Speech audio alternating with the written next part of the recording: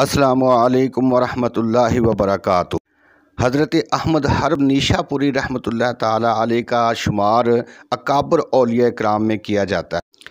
آپ کے تقوی اور پرہیزگاری کی شہرت پوری دنیا میں پھیلی ہوئی تھی، حتیٰ کہ لوگ سواری پر مہینوں کا سفر طے کر کے آپ کی زیارت کے لیے حاضر ہوتے تھے۔ حضرت احمد حرب رحمۃ اللہ تعالی علیہ کی یہ حکایت بہت ہی مشہور ہے۔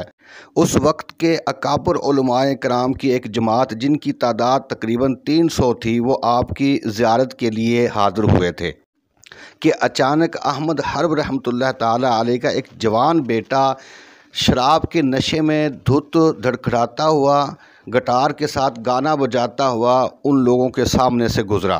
اس لڑکے نے لڑکھڑاتے ہوئے قدموں سے گزرتے ہوئے کسی کی بھی عزت اور دید کا ذرہ برابر بھی لحاظ نہ کیا۔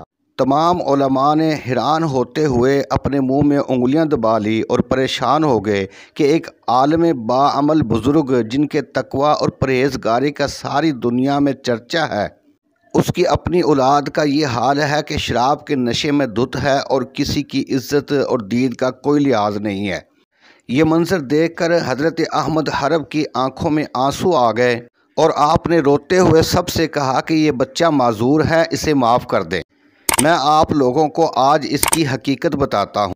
ایک شام ہمارے پڑوس کے گھر سے بہترین کھانا آیا، ہم دونوں میاں بیوی نے وہ کھانا کھا لیا۔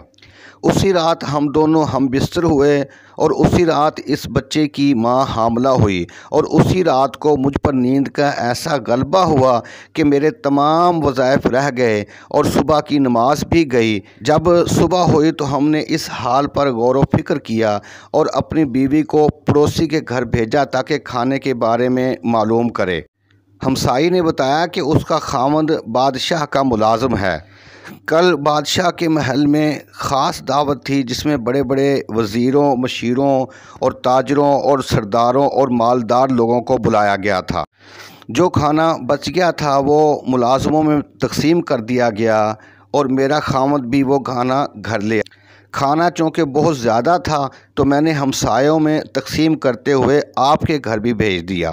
حضرت احمد حرب رحمۃ اللہ تعالی علیہ نے روتے ہوئے فرمایا کہ بادشاہ چونکہ عوام سے جبراً اور ظلماً ٹیکس وصول کرتے ہیں، اس لیے اس حرام کی کمائی کا یہ اثر ہوا کہ یہ بچہ اسی رات کا نطفہ ہے کہ اس بچے کے اندر بادشاہوں کے انداز اور حرام روزی کے اثرات پائے جاتے ہیں۔ تو اس سے اندازہ لگا لیں کہ حرام روزی کا اثر کہاں تک جاتا ہے۔ حضرت احمد حرب رحمۃ اللہ تعالی علیہ کا ہمسایہ آتش پرست تھا، یعنی کہ آگ کی پوجا کیا کرتا تھا۔ ایک مرتبہ دوران سفر ڈاکوؤں نے اس کو لوٹ لیا۔ آپ اس کی دلجوئی کے لیے اس کے گھر تشریف لے گئے اور دلجوئی کرتے ہوئے کہا کہ تم آگ کی پوجا کیوں کرتے ہو؟ تو ہمسائے نے جواب میں کہا تاکہ جہنم کی آگ سے محفوظ رہ سکوں اور اللہ کا قرب حاصل کر سکوں۔ آپ نے فرمایا کہ آگ کی حقیقت تو صرف اتنی ہے کہ اگر ایک بچہ بھی اس پر پانی ڈال دے تو آگ بجھ جائے گی، اور تم 70 سال سے اسے پوج رہے ہو۔ اس نے تمہارے ساتھ کیا سلوک کیا جس کی وجہ سے تم قیامت میں بہتری کی امید رکھتے ہو؟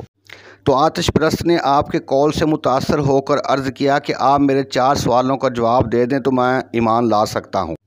اول یہ کہ خدا نے مخلوق کو کیوں تخلیق کیا، دوم یہ کہ تخلیق کے بعد رزق کیوں دیا، سوم یہ کہ رزق دینے کے بعد موت کو کیوں دوچار کیا، اور چوتھا یہ کہ مرنے کے بعد زندہ کرنے کی ضرورت کیوں پیش آئی۔